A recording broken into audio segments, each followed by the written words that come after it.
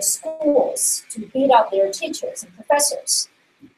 So it became a very common means for people to express their views. So back then in 1989, we didn't have cell phones, right? No Facebook, no microblog, Weibo, and no Twitter. So in Beida, Peking University, which is like the key university in Beijing, there was this corner where all these bulletin boards among the dormitory buildings. They call it the triangular place, 三角地. So a lot of people posted their big character posters, handwritten poems, and political essays, and sometimes just slogans on those bulletin boards.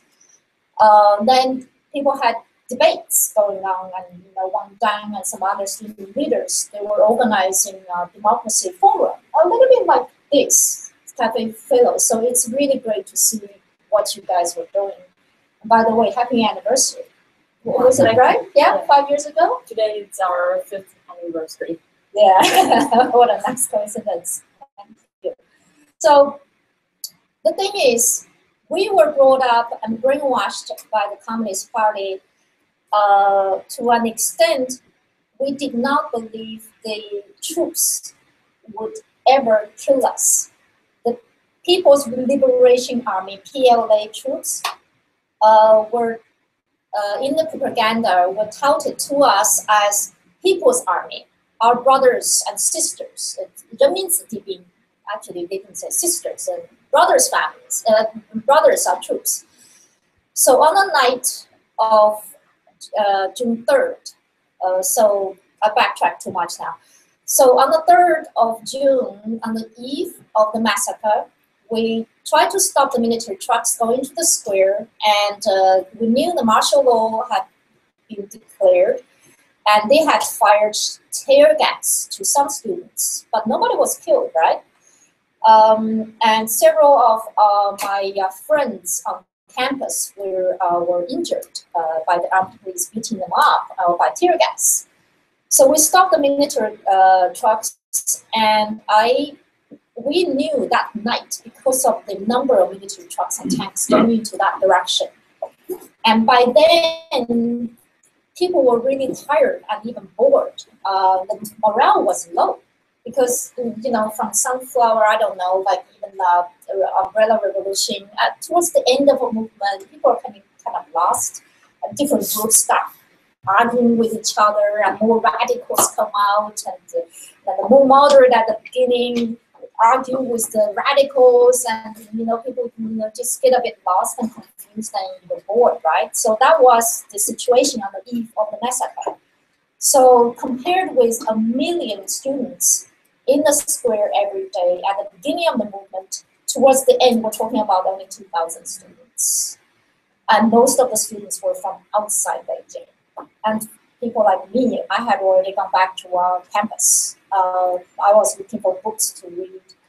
We couldn't, but our professors were organizing video shows like Pink Floyd The Wall and trying to tell us, hey, get prepared, and Dr. Zhivago, and my professor was telling us, look at Dr. Zhivago, look at revolution, that's how cruel it is. And we did not know what's going on, and we started partying again. So that night, we knew there was something going on, and everybody was saying something big will be happening. A friend of mine who cycled back from the square told us they really needed backup. There were not enough students. So me, I just went back to my dormitory. I wrote a letter, a farewell letter to my boyfriend at the time. I put on a black jacket and black jeans and put on my red hairband. Because a red hairband or white hairband was our uniform. Because I don't know where we learned it from Korean protesters or Japanese protesters. We wrote like messages and people's autographs on the bands. And wearing the hairband, it was like having a ticket, a pass, going in and out of the square. And for me, wearing a hairband, I could hail down any vehicle in Beijing. I could hitchhike anywhere. And once I even hitchhiked a bicycle. So I got best friends. Come on, where are the trucks and cars, right? I hitchhiked, like buses and cars and buses and trucks, right? So this guy stopped and he said, "I can carry you." And he apologized. I said, "I'm really sorry. I haven't showed my support at the beginning because I've been through the Cultural Revolution. I really wanted to warn you. It's really cruel. The Communist Party, the government, they're not stupid. They're going to punish you. But I want to show you support. So let me carry you into the square." So anyway, so I got all my uniforms ready, and I thought it's going to be nasty tonight. I better have some camouflage. I better wear something black. And I took a dagger as well, a bigger dagger. I like collecting daggers and knives. I never use them. I don't even know how to use them, but it really shows how stupid I was. I just thought it's going to be a war. Because for us, I grew up watching war movies, propaganda war movies all the time. It's all about guerrilla warfare, communist guerrilla warfare. So thinking about me, I was an ordinary student having this mentality going into the school without knowing what was unfolding. So if you could show a little bit of that video. So I stayed at the square the whole night. Not yet. Let me show you. A Taiwanese pop singer was there with us, and he was crucial. His name is Philo. I don't know how many of you, the young Taiwanese, know about him. He was very active. This guy is amazing. He even went to Cambodia and fought peace alongside the guerrillas, I think. So he was with us during the whole movement. I have a clip of him singing in the square. Later on, if you're interested, we could play that. He was one of the 400 strikers towards the end of the movement to boost the morale. He and Liu Xiaobo and two Chinese scholars, they staged this hunger strike. So he was there. We were singing his songs. We sang a lot of Taiwanese songs. Another one is Ju Su Rui. We sang the song 跟着感觉走, Follow Your Feelings. It was almost like a national anthem for us. Another song we sang was International, the communist song, but the lyrics really spoke for us. And Philo song was 龙的传人, the sentence of the dragon. We sang a lot of that in the square. Funny enough, when I went into the square in the evening of June 3rd, I saw a lot of civilians in the streets, a lot of tourists, foreign tourists, and even little kids. And street vendors selling wontons, eggs or snacks. I was trying to persuade them to get out, right? Because by 10 o'clock, there were all these small number of APCs and tanks going to square. Some of them was stopped and burned. And you can find a lot of that footage on YouTube. And we spent a lot of the time in the square singing songs, telling each other stories. It was a festivity. The reason why I mentioned also the civilians and little kids in the square because we were killed as well. Most of these people were killed actually were civilians. The youngest we know now who was killed was a 9-year-old boy. And another unconfirmed report was a 2-year-old toddler was killed, crushed by a tank. And when the tanks rolled in, we saw the goddess of democracy being crushed by the tanks right in front of us. And we were cheering, we were not scared. We were cheering, saying, "Oh, 像电影. This is a movie. We're in the middle of a movie. This is great." And the bullets were flying over our heads. We could not even stand up. We had to not sitting on chairs, no chairs, of course, sitting on the ground. And the bullets were flying. And I said, "Yeah, rubber bullets. They're just trying to scare us." And me, I was one of the leaders on my college, so I was trying to teach people how to what to do to defend yourself, protect yourself from tear gas. And of course, the methods we're teaching people were really wrong. We're saying, "Oh, take this little towel, washcloth wet and put it over your nose," which is wrong actually. And I was collecting empty beer bottles from the streets because there are these Beijingers, they're squatting the streets drinking beer. I said, yeah, can I have your empty beer bottles? Because we're planning to make Molotov cocktails. Some of them were used, but I did not have time to make this Molotov cocktails. I did not even know how to do it. We're dismantling the tanks as well. We're trying to get the bad districts and whatever we did mistakes and thinking we could defend ourselves. Seriously, we did not think, we did not know at all. They sent the tanks to crush us.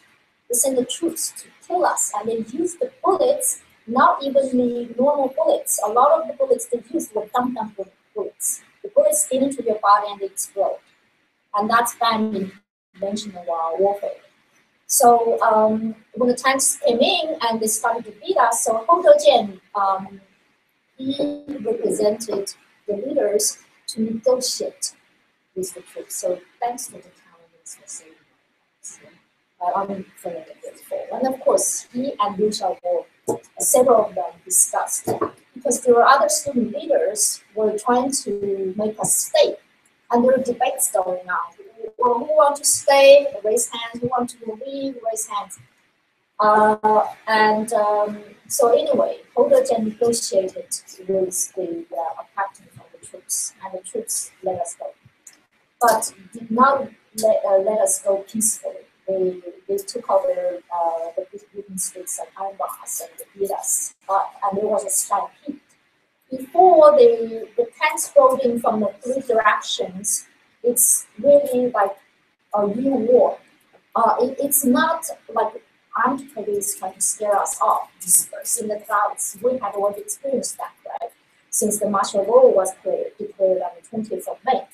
So when the tanks rolled in from the three directions, I had already seen other troops hiding in other places. We could see the light from their helmets and bayonets shining behind the bushes. We're talking about hundreds and thousands of them. And inside the History Museum and inside all the surrounding buildings, they were already there trying to ambush us. So one little detail about the tanks going into the square was that there was never anybody. I did not see anybody. I did not hear any announcements of people saying, "Don't search those tents." Think about thousands of tents in the square. Before that, I had to take a pee, and I was looking for an empty tent, right? Some privacy. I could not find an empty tent. There were always people sleeping there, chatting away. So that, because the thing is, there's a lot of propaganda over the last 26 years taking sound bites from student leaders and even from Hou Dejian, the Taiwanese singer, out of the context, because they said, I did not see any shooting inside the square. I did not see any shooting either. But it doesn't mean it did not happen, right? So the tanks rolled in, and I saw them flattening, crushing all the tanks, of course, as well as the Goddess of Democracy statue. So imagine how many people got crushed. And when they were trying to drive us out, beating us up, I got beaten up. There was a stampede. I had to stumble over several bodies to get out, right? And when I was crawling all over their bodies, I lost my shoes, and socks, my glasses were smashed in my face. I could not feel any pain. I could not even breathe. But when I was crawling over the bodies were not moving. If they were alive, they would have been moving, right? And I was pushed against the tank, and I could not move because I'm a small person. My feet were already lifted up from the crowds. I could not control. Now I know why people die in this.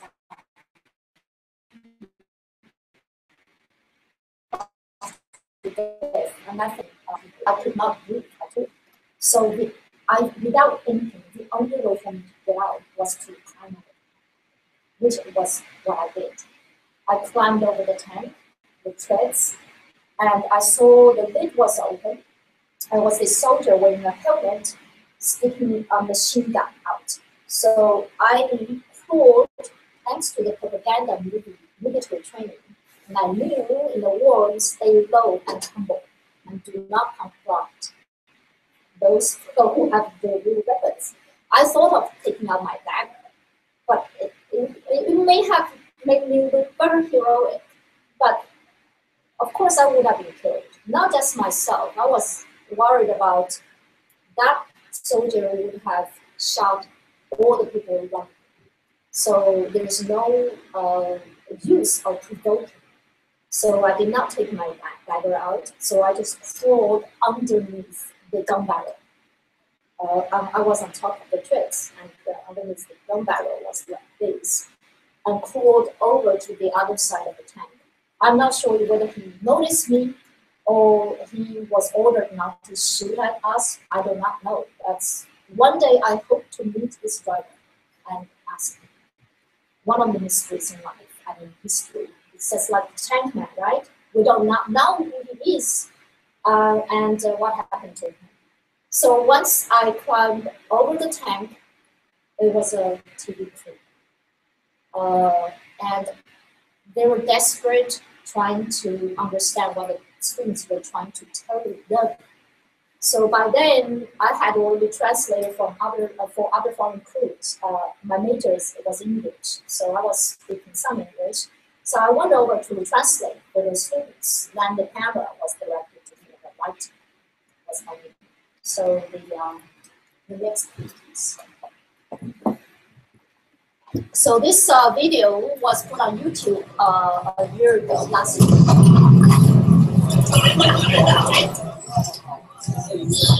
It's so raw.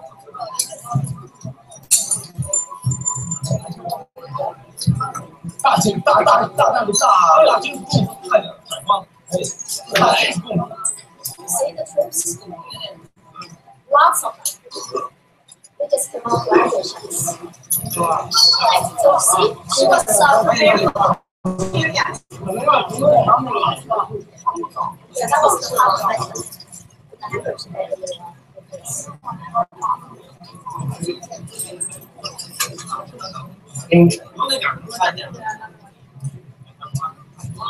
This is the age of the town square.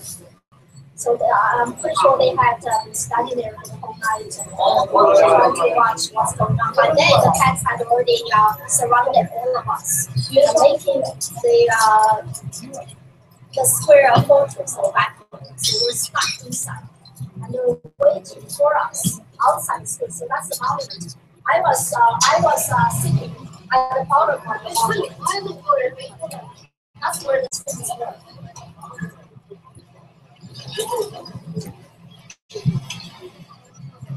I think there was shots this direction was German. And the troops were, they gave us a tiny exit among all the tanks surrounding, enveloping us.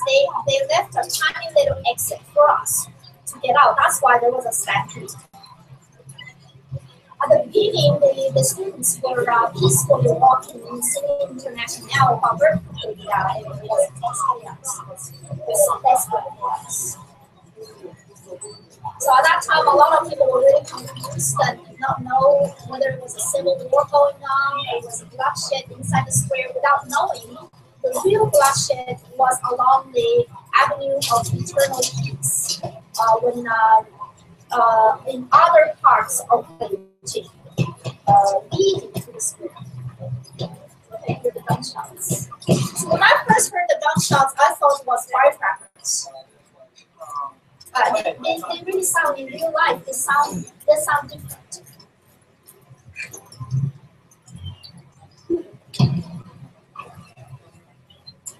Yeah, so this direction is the channel. It's to the south of the square. So Tiananmen was here. So the students were here at the north side, the bottom of the monument. Ironically, that monument is called Monument to People's Freedoms. And now, a particular area, nobody can go near that. I went there a few years ago, and I had my camera confiscated by the police, and he forced me to delete all the photos I took there. They were really dangerous.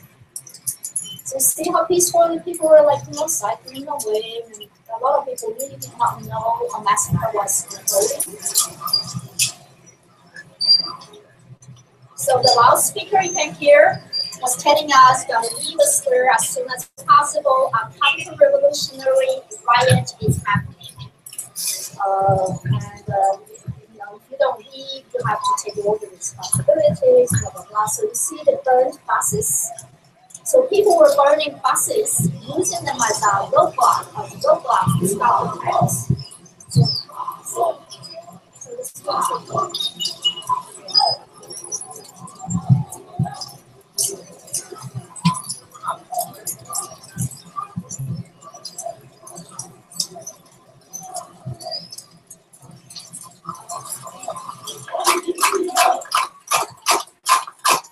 this is only the beginning of the retreat. For me, I was among the last group to leave the square. It was not as peaceful as this group.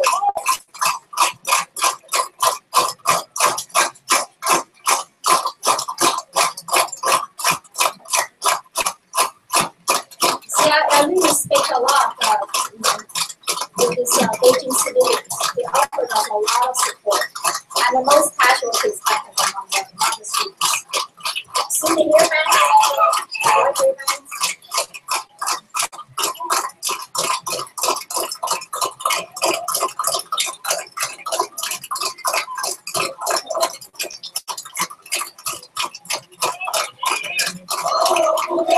So notice that this gesture, it was like a public, I don't know where we got it from.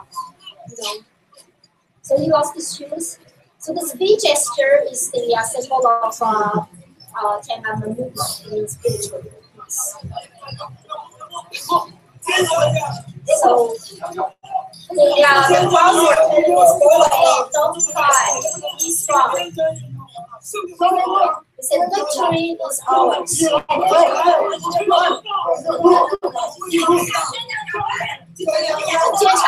strong, stay strong. He said, we already know they can do all times together. That's me. Yeah. Oh, it's hard. That's you? So this is we were the 3 leaders of our college. So this guy, he calls himself a revolutionary rock and roller. He played that punk show at that night. He was fighting for the Stop. Okay, when we left the square, the police said 1,000 students are dead. Yeah. When we left the square, the police, in fact, the soldiers beat the students with heavy sticks and police sticks. And they did this very, very roughly, very rude. And many students were pushed down to the ground, and other students walked over their bodies. And I'm sure that many students died a few minutes ago. It is said now 1,000 students are dead there. The figure is it's inaccurate, I think. We did not know for the whole night. We were stuck there. We could not get out of the square. The students were just singing songs and live the square very we just sit there quiet. yeah, orderly. But the soldiers pushed the students and beat them with sticks. Yeah, that's the truth. We wanted to live there orderly, but that's impossible. Oh, that's impossible. Well, when the soldiers, just with the guns and heavy big sticks, pushed us and beat us and shouted, get away. When somebody, my shoes. When the students fell down, they just shouted, get up, go away, they shouted and put their guns and sticks to us. Of course, I'm sure, very sure, many students were killed. It is said 1,000 students. Feel right now, I'm very angry.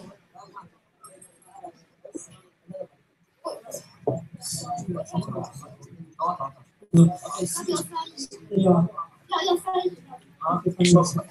我记得吃饭的时候，因为他呢，那女孩是那个手无搏之之力吧，人家打他，他把人家踹倒了，所以我就把他扶起来。当时我也倒在地下，可是警方和警察根本不那一套，他用铁棍、铁锹、木棒都打了我，所以是还有皮鞋贴。Was pushed down to the ground, and this boy wanted to help her, but in fact he was also pushed down to the ground too. And even in this situation, the police still kick and beat them with heavy sticks, iron sticks, yeah. And guns. And so that's why they are so heavily wounded. I'm very angry about this. Pardon? Shooting. Yeah. Because we wanted to leave the square formally, orderly, so they didn't shoot at us. Well, we just forced to do that. We feel very angry about this. And the most important feeling is that we are very, very disappointed about that, because you know, in such a long time that PRA man is respected by all the people, but now they did this kind of violence to people, to students. That shows that the government, in fact, is totally mad. It's totally mad. What they are doing now is just opposite to people's opinion, to people's willing. So even. Stop it. So what that boy was saying is still happening now, right? Please.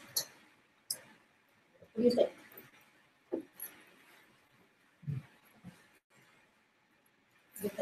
26 years ago. 26 years ago. I was not aware of this video being broadcast.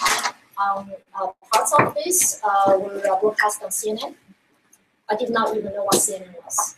CNN, by the way, at that time was very new and not as famous as CBS and NBC. We knew about all the other outlets, and we were listening to BBC and VOA throughout the movement. And I was an interpreter for some other crews. But anyway, so the video, I happened to meet Mark Choi, the Beijing bureau chief at the time for CNN. I met him in Hong Kong, and he unearthed the footage. But this footage was from somebody else who put on YouTube last year. I did not realize people were reacted strongly to this footage. Maybe it's because of its role. And people always ask me, like you said, you were really angry. And how do you feel now? I said, I'm still angry. I'm an old angry youth, 老愤青. It's the Chinese word, almost derogatory term for people like me.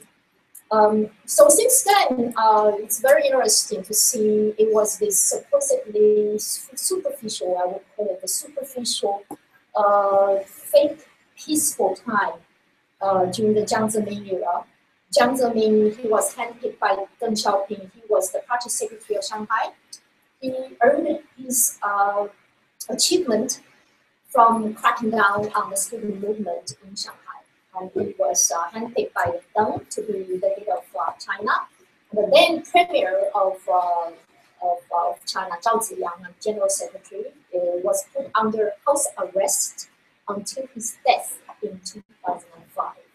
So, the world knows a lot about the house arrest of Aung San Suu Kyi. And at that time, Zhao Ziyang was under house arrest as well, but a lot of the Western governments and corporations were so busy making money, making deals with the Chinese government, so the house arrest of Zhao Ziyang was hardly publicized.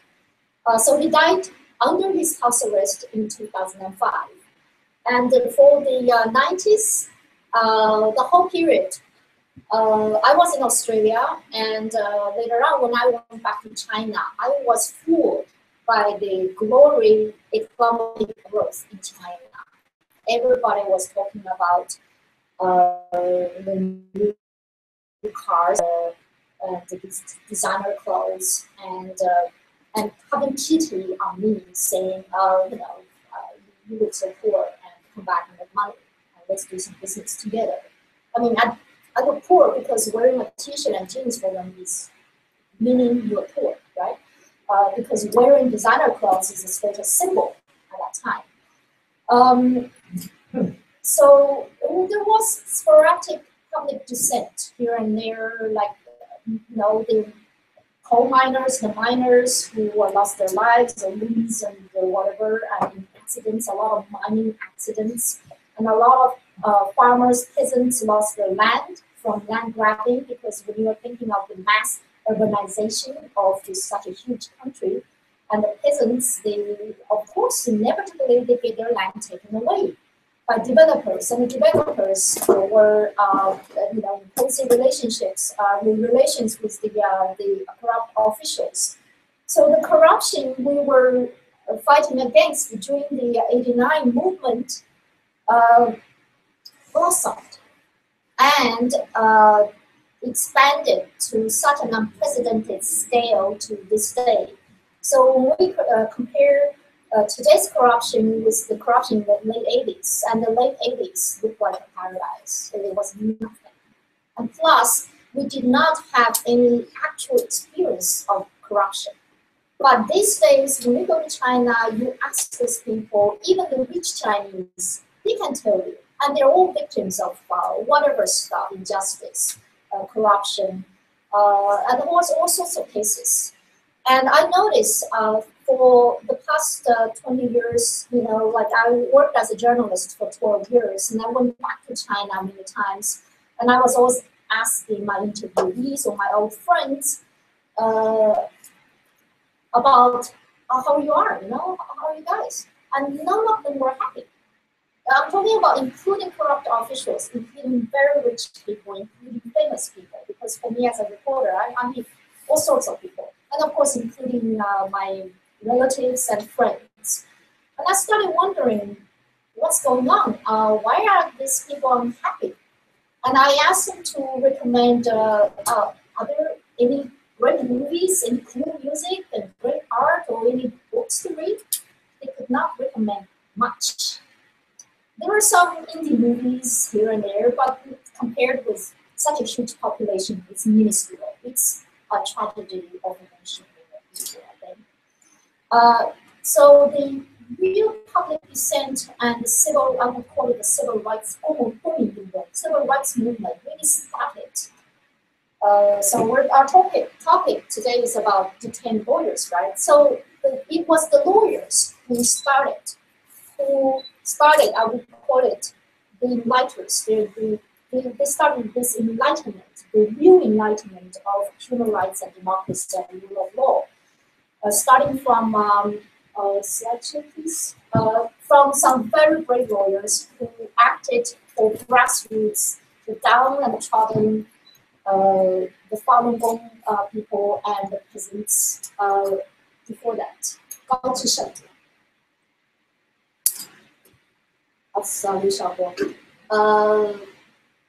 Never mind. I can change the topic. So it's okay. It's only so go back. So we're talking about 26 years now, right? My view is that the massacres never stopped, and those people who are involved in Tiananmen, they're either in jail in China or in exile like me, or on the way to jail. So this is one of them. Go back, please. So this is a great cartoon by a Japanese-based Chinese cartoonist. It really describes what China is now. They always say it. It's the world's biggest prison.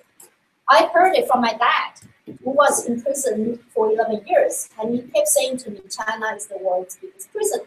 And she was a journalist, an editor in Beijing, who took part in the Tiananmen movement. And she was jailed twice.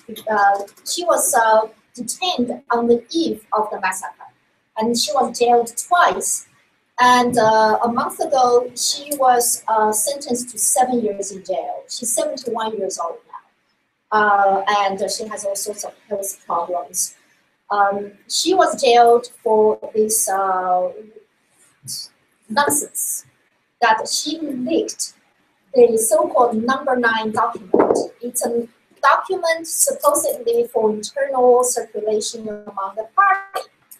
In the document is 7 do not talk about.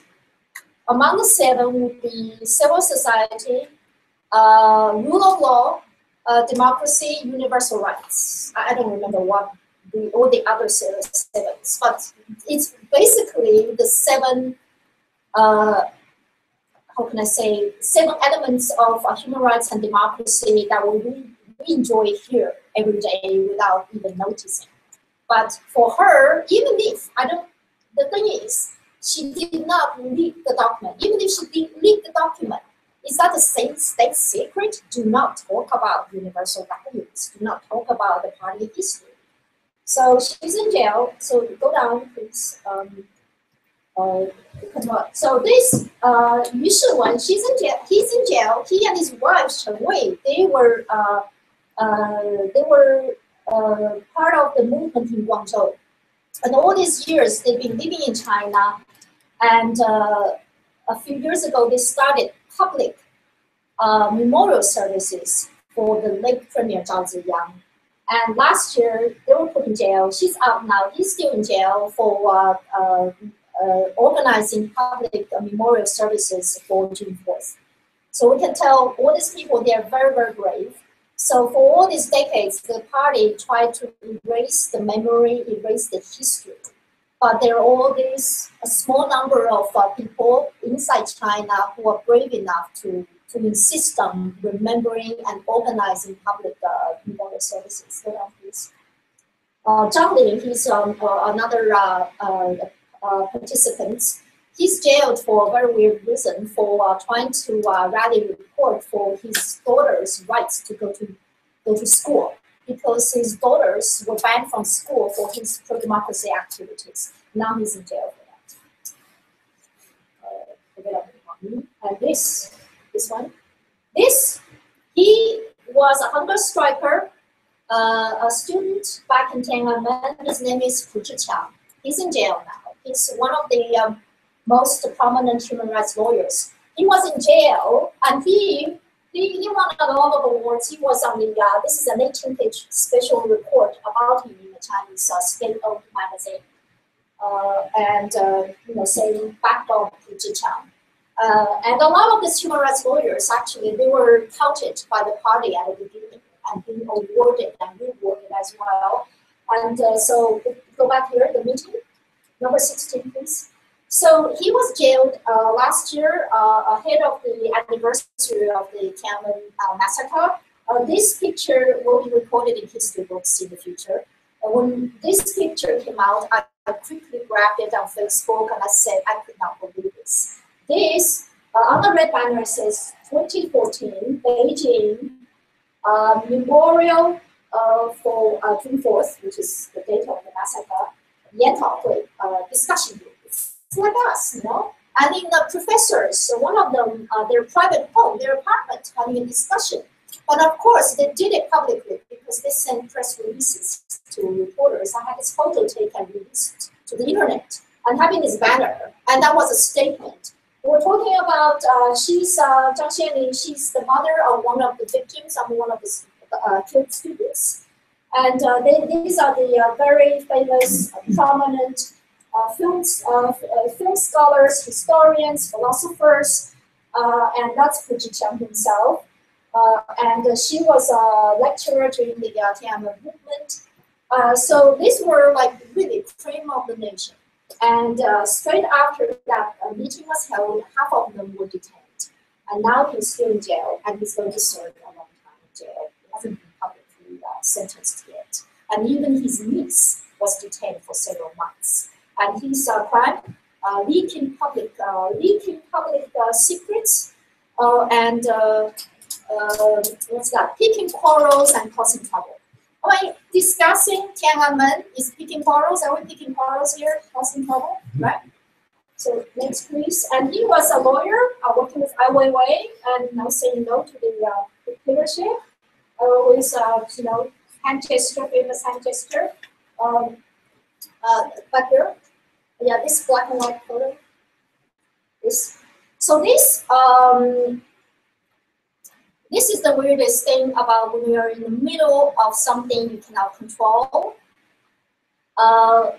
He is a fellow student protester. On that night of the massacre, he's no more than 10 meters away from me. We were among the last group to leave the square. And when he left, he walked towards the west along the Avenue of Eternal Peace with other students, because his university is in the west. My university is to the east of the square. So naturally, I walked east, and I did not want to walk with those groups in that video, right? I asked them to go into the small lanes, U-turns, not walking in the open space on the avenues. He walked to the west, and they were in the bicycle lane, not even in the motor vehicle lane. They were mowed. It's like lawn mowers, those tanks, by 3 tanks from behind. The tanks, before crushing them, released poisonous gas. It's not tear gas, because people died from that poisoning. And he was rescuing, because you see this fence between the bicycle lane and the pedestrian lane, split-second decision. Either he jumping over, he was an athlete, student athlete, either jumping over the fence and he saved himself, but that moment, without thinking, I interviewed him, told me, without thinking, he grabbed a girl student next to him and threw her over, and she was saved, and he did not have time to escape himself, so he got dragged beneath the tank, about dragged for several meters, and he got here, and he got his legs crushed. Number 21, please. You can see the gas. Yeah. Up there? Yes, you see the gas and the crowds? And this picture, you can see a lot on the internet. So this is about it. These bicycles were crushed. These were the 2 of the 3 tanks that mowed them down. 11 people got crushed in this. And then later on, he took up disc throwing, because he was not allowed to graduate properly, so he took up disc throwing and became a professional athlete and won gold medals. And he was banned from participating in any sports events in China ahead of the Olympics, because the Chinese government really did not want him to be seen by the public. And he was forced, pressured to lie about the incident. He refused, because people, the authorities wanted him to say he was crushed by a military trial, he was an accident. He said, no, I was crushed by a tank. So that's him in San Francisco in June. I visited him. 2 of his daughters, his wife. So he lives with his family in San Francisco happily ever after, and driving an Uber. Has him cooking for me. Fang Zheng, his name is Fang Zheng. See, he's standing in his wheelchair. I was feeling so guilty. I said, no, don't cook for me. He said, I do it every day, no problem. And this guy, so this is 3 of us at the anniversary ceremony in June in San Francisco. This is Zhou Fengshuo. Zhou Fengshuo, I'll talk about him later. He's one of the student leaders. He's the CEO for Humanitarian China to provide humanitarian assistance to the victims of Tiananmen, the families of political prisoners. And he's pivotal in helping a lot of detained human rights lawyers. That's us. And this guy, I met him at Umbrella Revolution in Umbrella Square in Hong Kong. Wang Dongyao, he was a worker in Tiananmen movement. And he showed up in Hong Kong to offer his support, and he was detained 3 times. So this is the June 4th candlelight vigil in Hong Kong. He was there showing his support, and he was holding a Newsweek cover featuring him as a worker leader. So I'm just trying to talk about, like, 26 years on, what are these people doing, right? And this guy is legendary. His name is Chen Yunfei, 28. He's 28. Oh yeah. He's from Sichuan, and he is known as someone who's always smiling and always humorous. But he was a student in the Tiananmen movement in '89. He's in jail now for visiting the graves of 2 victims in April. And he invented, and he was beaten up several times here, right? For his action. And go down. What did the, okay, so here, and he works with the human rights lawyers here. So after he got jailed, number 13, please, 30. So that's him. Oh, no, you can go back to this. He's visiting the, okay, so these are the lawyers for Chen Yunfei, and these are the parents of one of the students who got killed. That's him, Wu Guofeng. He got killed in a very savage way. He was shot in the head first and was stabbed by a bayonet. Come on, like after you shoot somebody in the head, why do you have to stab them again, right? So that's him. And Chen Yunfei, who visited his grave, is now in jail. That's how scared this Chinese government is, right? It's right. And that's Chen Yunfei. Okay, I wanted to talk about his way of protesting. These days, it's a lot of individuals because it's so hard to organize mass rallies and protests. It's impossible, right? So people started to do various ways, inventing very, very creative methods. So this is him. Usually, he carries this rucksack, and I mean, he's a businessman. He majored in agriculture. He has his own nurseries, but he spends all his time and money traveling around China, usually by buses and trains. He gives people money, and he helps peasants and petitioners to fight their cases. He organized these petitioners to do a little protest somewhere, I don't remember where now. And the banner says, Animal Farm for People's Republic. This is quite a historical movement. This will be recorded in contemporary Chinese history, I think. This is a classified ads in Chengdu Evening News. Back in 2007, a few years ago. And the one in the red, it says, respect to the strong mothers of the victims of June 4th. And was published.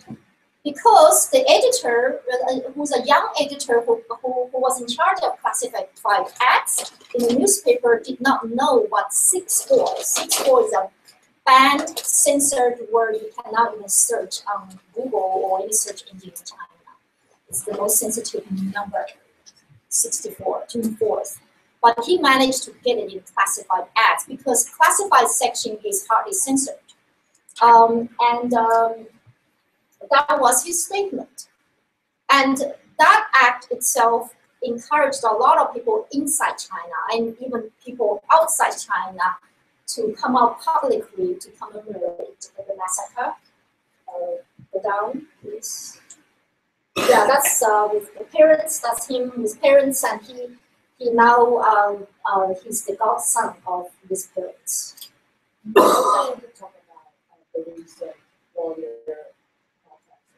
Yeah, I'm going to because the lawyers are working on this case, and the lawyers are detained now. Yeah. So go down, please. Go up a little bit.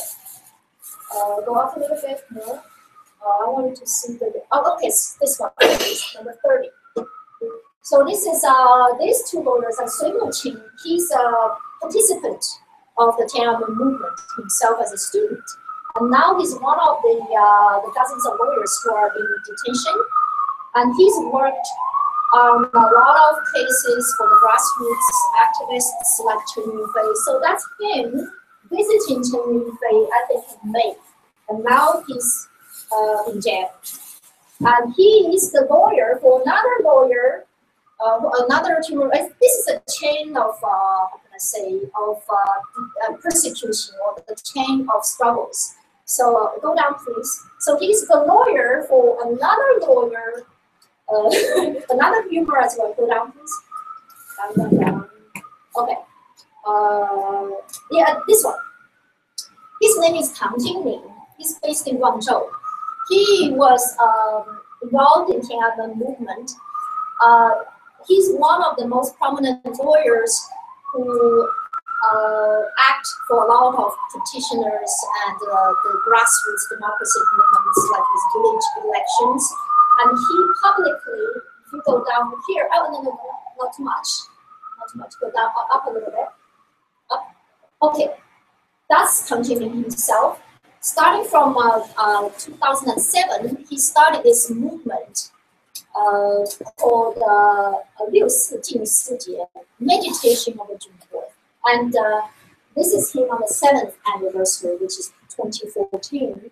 A lot of them doing this is basically handwrite something on a piece of paper, on a placard, with a message, and having a photo taken, sometimes a selfie, and upload it on the internet as their personal protest or statement. He started this movement, and he's considered China's Gandhi because he advocates non-violent resistance.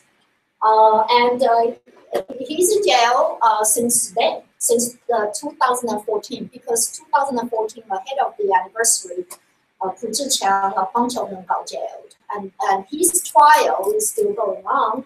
And Sun Muqing, who acted for Chen Yunfei, is his, so this picture please, is Tang Jingling.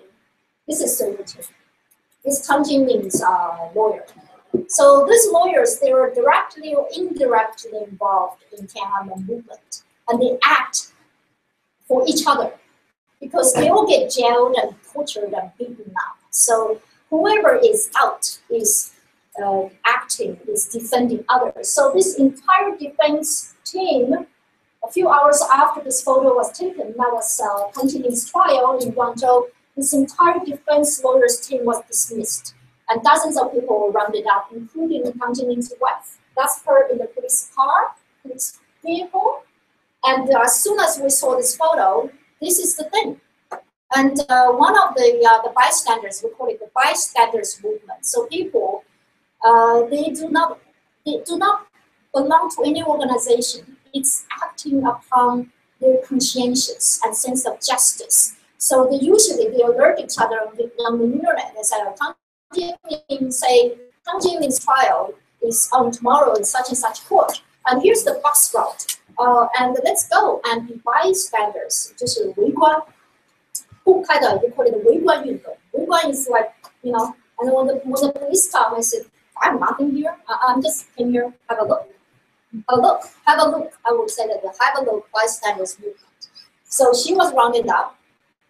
I did not have time to get more photos. And there are some really interesting photos of police holding umbrellas, shielding themselves from the cameras. So they're using umbrellas to the police. I'm talking about the police were using the umbrellas. And then I uploaded on Twitter and Facebook the videos of the audience chanting because everybody was using a cell phone, taking videos and photos of what's happening and uploading it straight away to usually to WeChat. And people who have WeChat will grab it straight away and put it on a safe place, meaning YouTube or Twitter or Telegram or Facebook, not censored and controlled by the Chinese government. So it's this chain of supply and chain of support involving people like me and others outside China and supporting the people inside China. So as soon as we saw this photo, people were uploading it to these photos. We're uploading it to Twitter, and I grabbed them on Twitter and I translated them into English and compiled, say, an album on Facebook. But, you know, it's all about spreading the truth. Go down. So Wang Yanfen, that's Tang Jinling's wife, and she started this thing. I brought this. It's not because I don't trust the AC here. The fan. It's about symbolism. Because one of the crimes charged against people these days is one of the charges called 寻衅滋事. 寻衅滋事 means picking quarrels and causing trouble. Another crime which is more severe is 煽动颠覆. 煽动颠覆, we call it abbreviation 煽颠. 煽动颠覆 means to incite and to overthrow, right? Incite and to overthrow the state power. But 煽颠, so the abbreviation is 煽颠, right? And 煽 shares the same pronunciation as 扇子, fan. So people will be holding fans, so with messages. So that's Mid-Autumn Festival in China last year, which is like Thanksgiving here. It's for family reunion. And the wives of the detained lawyers, they started this fan movement, writing messages saying, "Return home, Tang Jinling." And among the festivities, I'm hoping for reunion. This is messages. So this is the wives of the detained lawyers last year in September, with fans, with their husbands' names on the fans, making a statement, uploading these photos on the internet. This is my wife, this little baby. When I saw this photo, I just thought this is just too much. Go down a little bit more. This happened. Hold on. This happened. This is to show how brave people are, and for the 26th anniversary, which is this year. But they did this. They had this photo taken in April. They were inside China. I mean, it says commemorating 26th anniversary of June 4th. Down here, 48. That's Hong Kong. The night of June 4th candlelight vigil, which attracted 460,000 people. For the last 26 years, Hong Kong people, I'm very thankful to the Hong Kong people for holding this candlelight vigil every year. And every year is like this. And sometimes the figure is even higher. I would say it's the world's biggest public rally ever. For 26 years, that's quite something. So go down. Okay, here. This photo was taken by a student I gave lecture to in New York City, on New York State. He told me online that night, I was in San Francisco, he told me, I'm here with a bunch of mainland Chinese who traveled specially to Hong Kong to commemorate June 4th. And I said, do you have any photos? So he took this photo from the back because to protect them, so no identity, right?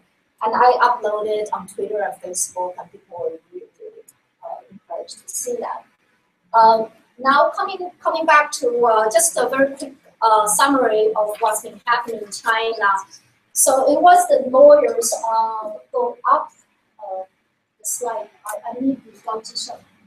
Anyway, we don't have time. So started from Chen Guangcheng. I don't know how many you know that blind lawyer. Chen Guangcheng, who now lives in DC and used to be a fellow at NYU. He was one of the grassroots legal activists who actually, he's from a very impoverished village in Shandong, and he started to act for the disabled people and the women who went through forced abortions.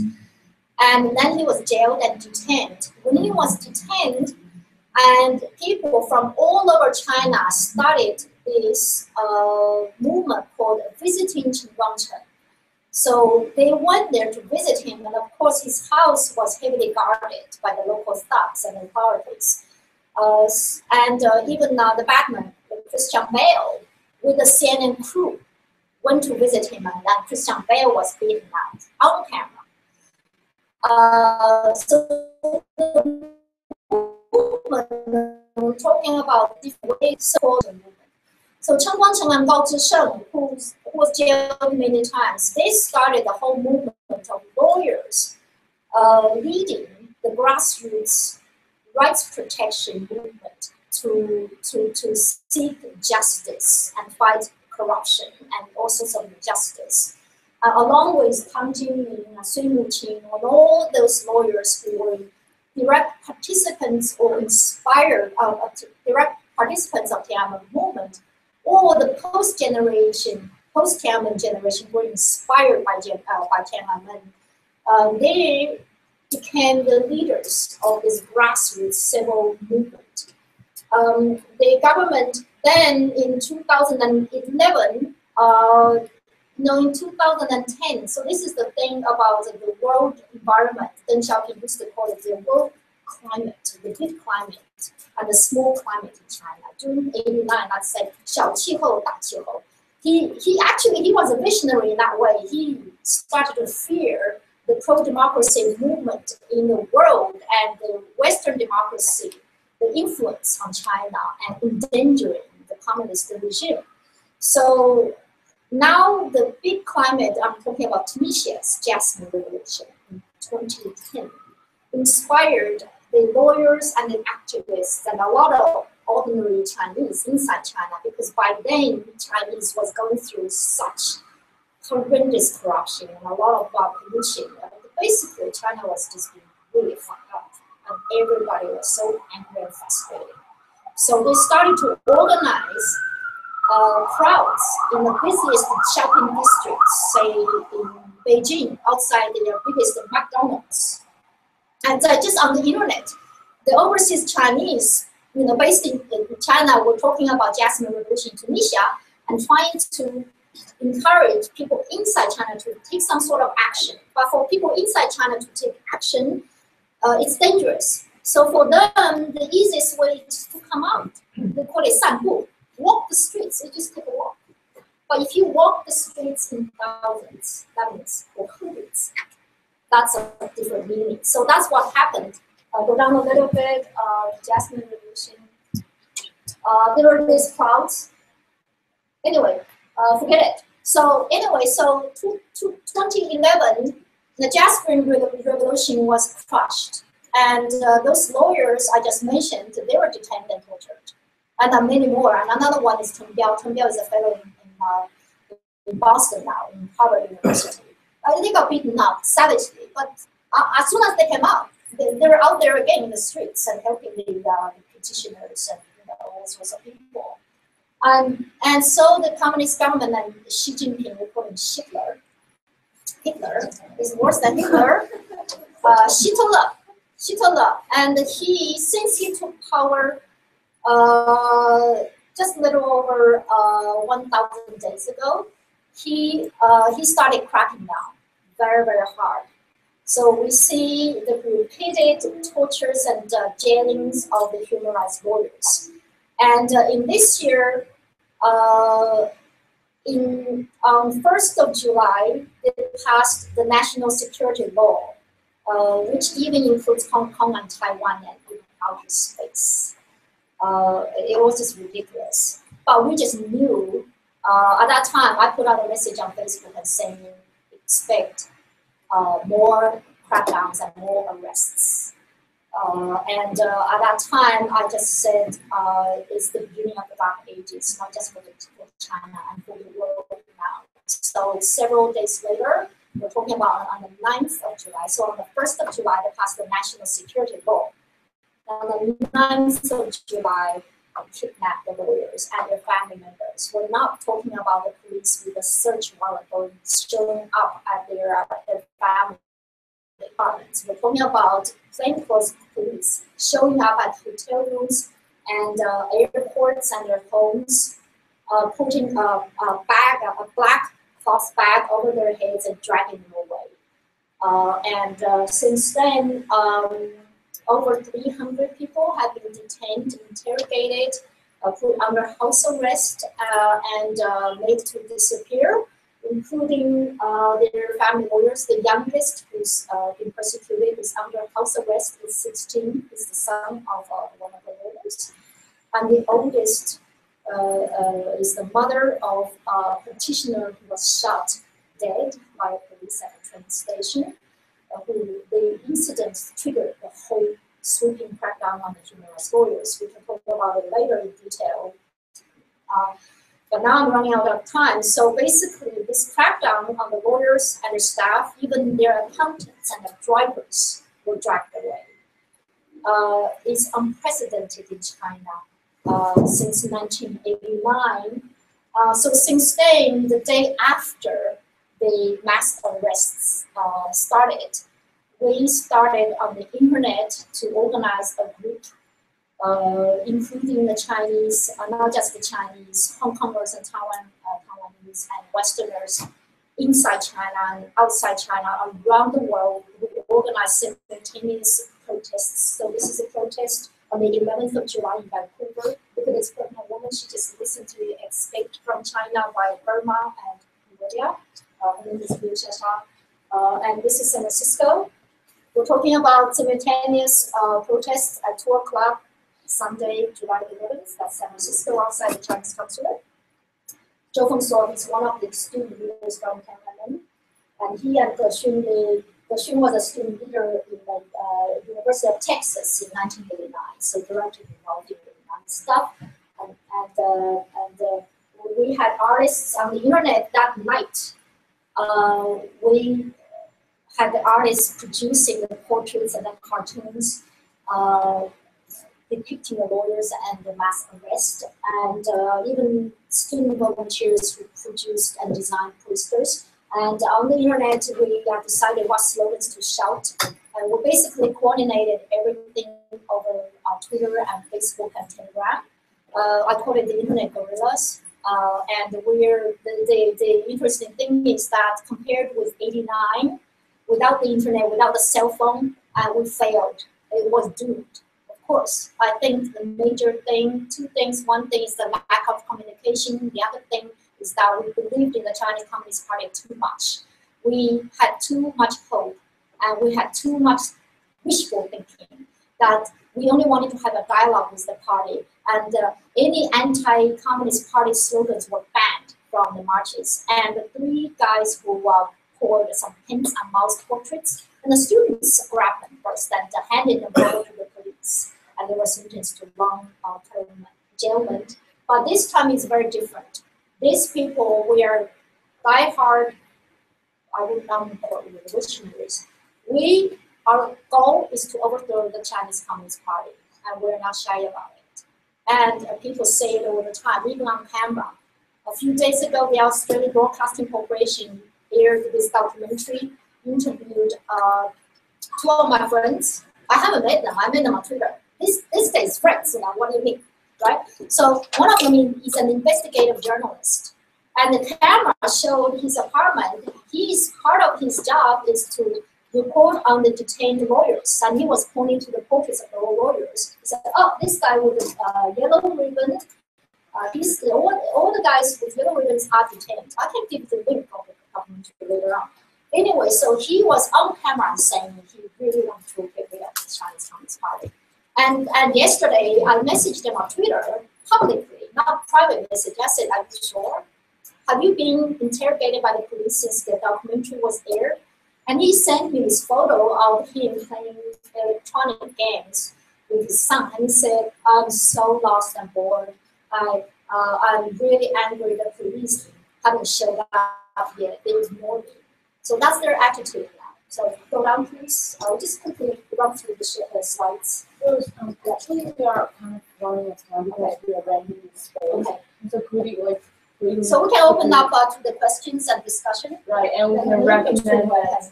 Can you turn on the light for me? Like more asking questions regarding to the harassment of the lawyer. Yeah, exactly. Also about another keyword is participant based, which is another activities that Rose organized. So now we can come to the Q&A session. Yes. So is anyone having questions?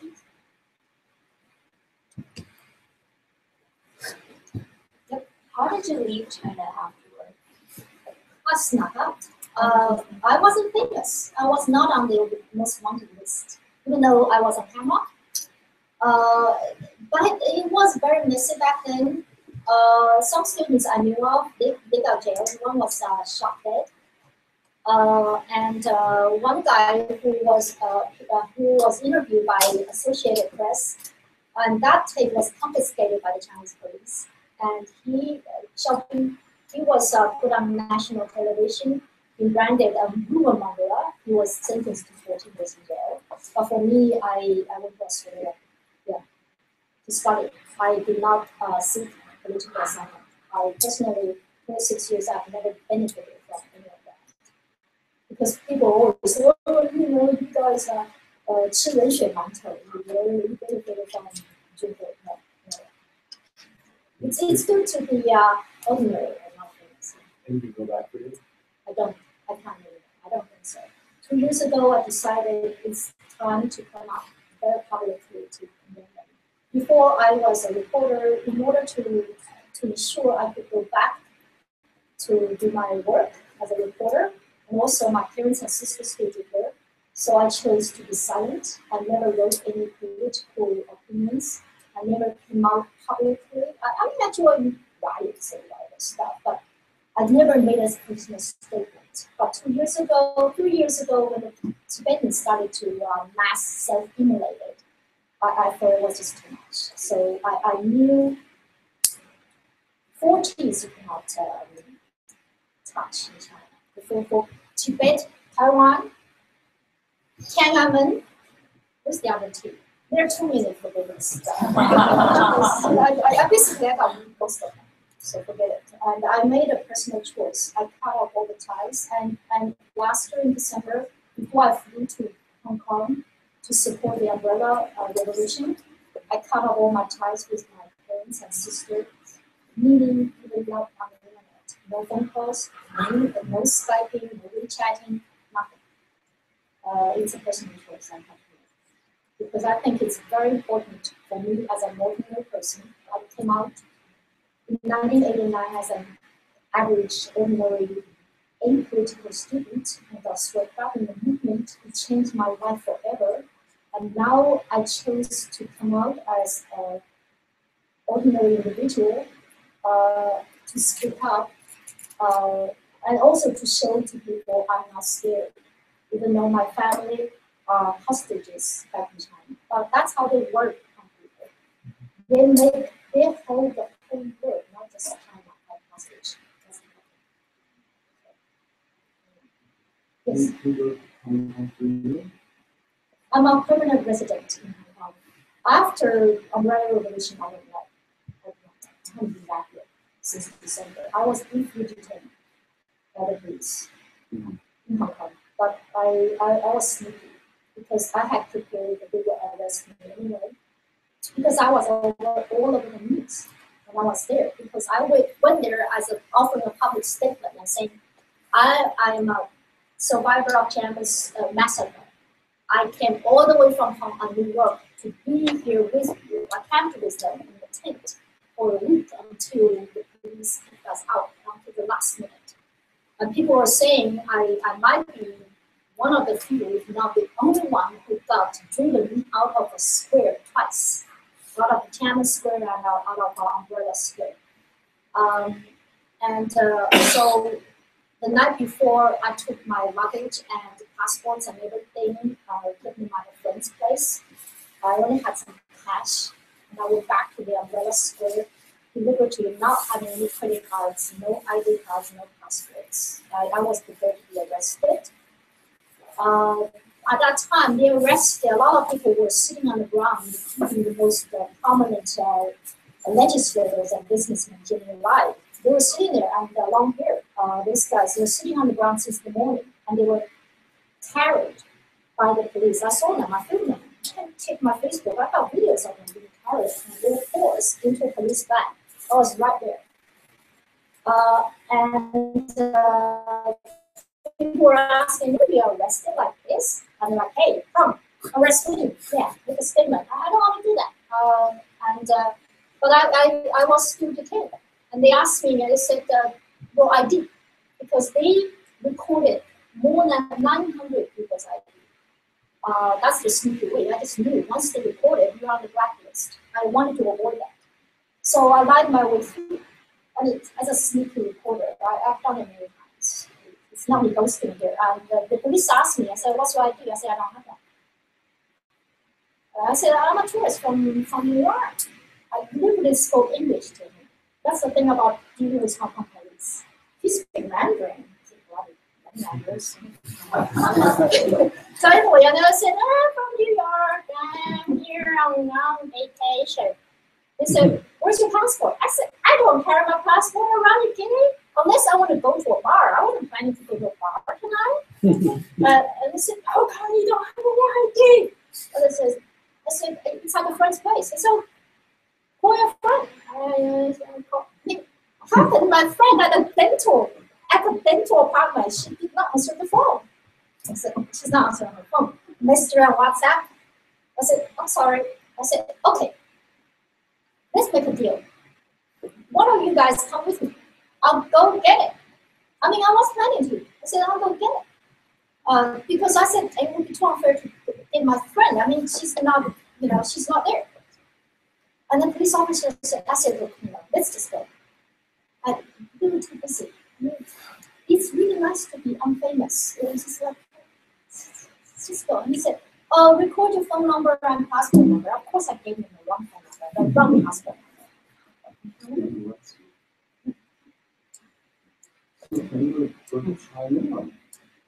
I haven't tried. I mean, I don't want to. If I go, it will be a public statement. I do not want to go into the consulate. I hate that place. It's a very humiliating place. And I've been there many times to protest. I gave a speech there a couple of weeks ago, and I was shouting,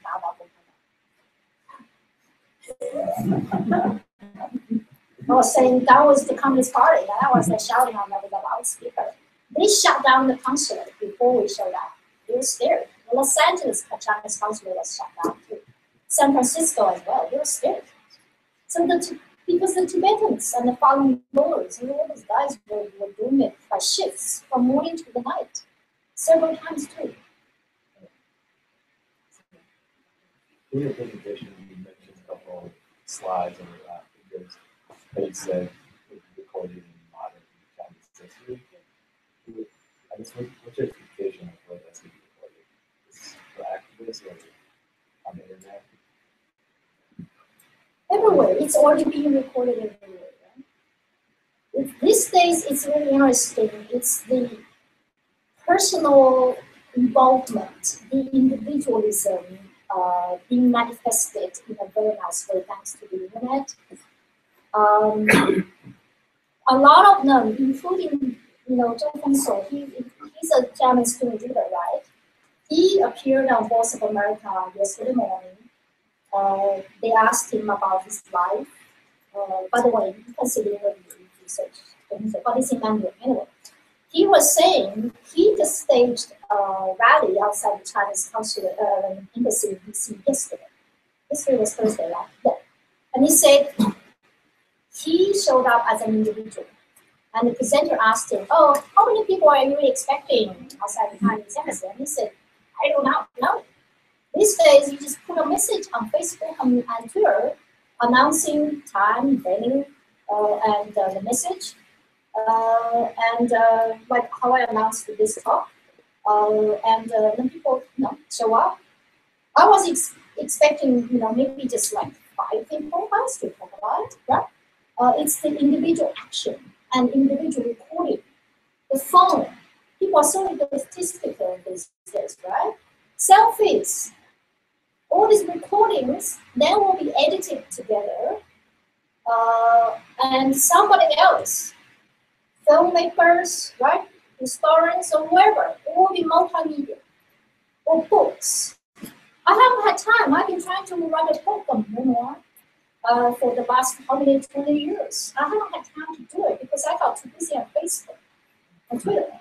But we are establishing. We need some sort of database. I'm the editor of several public pages. On several public pages, I have different ways of recording things like a photo album.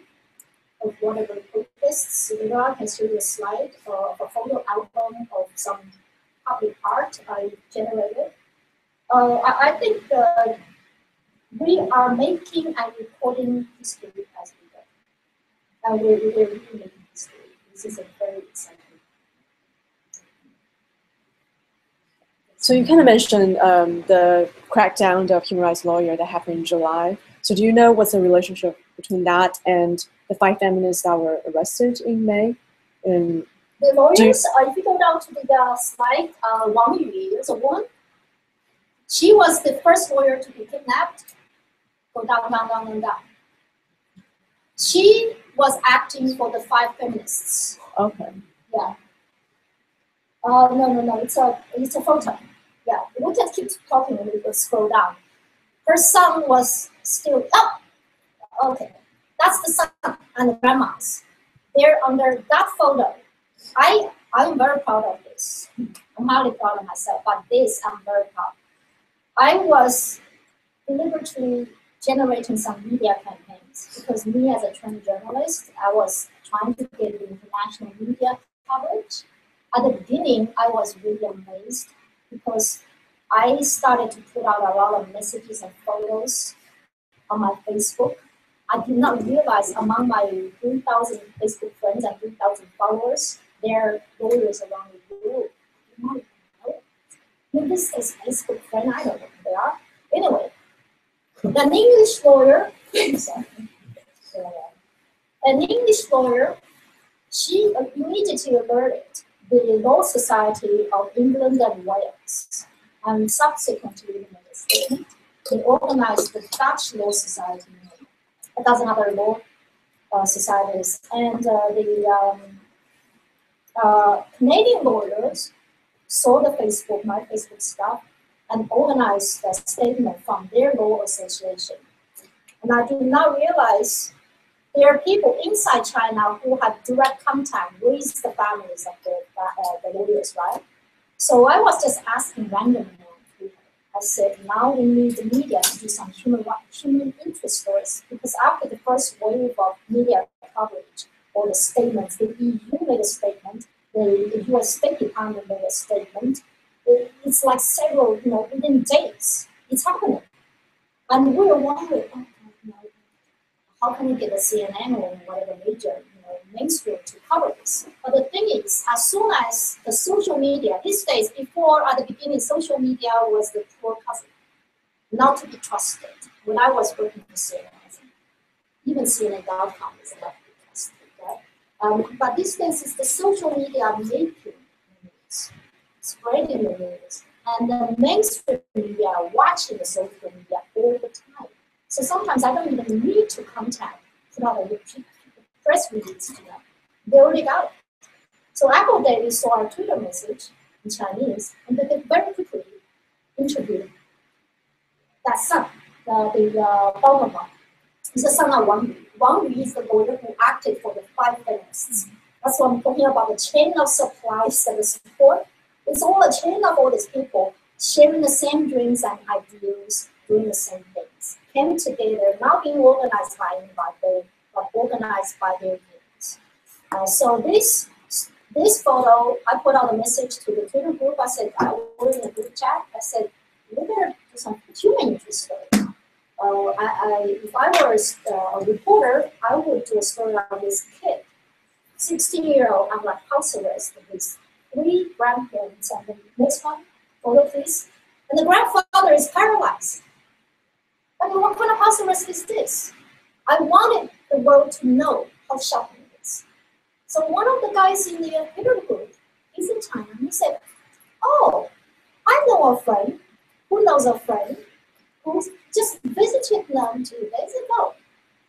Then, quickly we got about that friend whom I don't know, into our group, and she said, oh, here are the photos. Just put the photos on Twitter. And I put the photos in my blog, and I wrote something. And the Australian media saw it and did a story. And I gave them the lawyer's phone number. I said, these are the people who need to in touch with the kid. And the media interviewed the kid. So this is the modern way of interacting web, and it's all on the cell phone. With my cell phone, I can find it. I translated entire, because in my studio, I'm an employed housewife and artist. In my studio, I don't have the internet, so I have to rely on the phone. And at that time, the EU put out a statement, and the State Department put out a statement. I thought, shit, I'm stuck in my studio. I'm too lazy to go somewhere to go to the Wi-Fi. So I just use my phone to translate the entire US State Department statement and the statement. It's very responsible. Um, May I ask what keeps you going on? I'm sure you use a lot of energy to do this kind of actions. I get asked this a lot actually, because I've been doing it for free, working my ass off day and night for several years now. Truly being unemployed in order to make this happen, to have the time to do it. I think it's the pain. It's too painful for me not to do it. If I don't do anything, I will be very depressed. I suffer from PTSD. I only discovered I had PTSD last year in front of a therapist. I finally broke down and cried. And I did not realize the massacre has been in me for all these years. I did not even realize that. I've been living in the massacre, breathing the massacre day and night. But last night, after you suggested, oh, we're talking about massacre, I couldn't even find the material because I don't look for them. They just I take it around it. It's with me. And I put on a message on Facebook and said, you know what? Could you suggest, and you saw that message, could you suggest anything within 10 minutes? Anyway, so it's the pain and tears. I cry a lot by myself in front of a computer, in front of the cell phone, because day in, day out, I see people dying in torture. And I see it up close and personal, and I see them disappearing from my Facebook. On Facebook, there are people who are my Facebook friends, my Twitter followers. As soon as I know they disappear, they do not tweet or Facebook message for a day, I not just me, we start to wonder what's going on. And during that week, during the mass arrest, between the 9th of July and later of that week, literally, I was staying up all night and chatting with somebody on Twitter. And boom, I see a message saying, the police are at the door. Is this like a movie?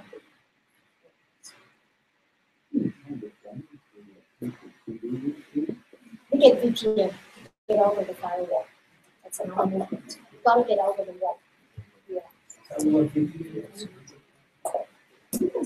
I don't use it. I used it in Sorry. From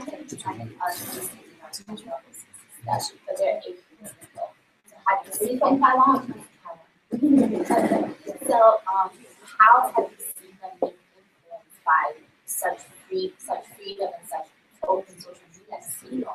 Like, do you see them being able to interact, or do you see them being involved?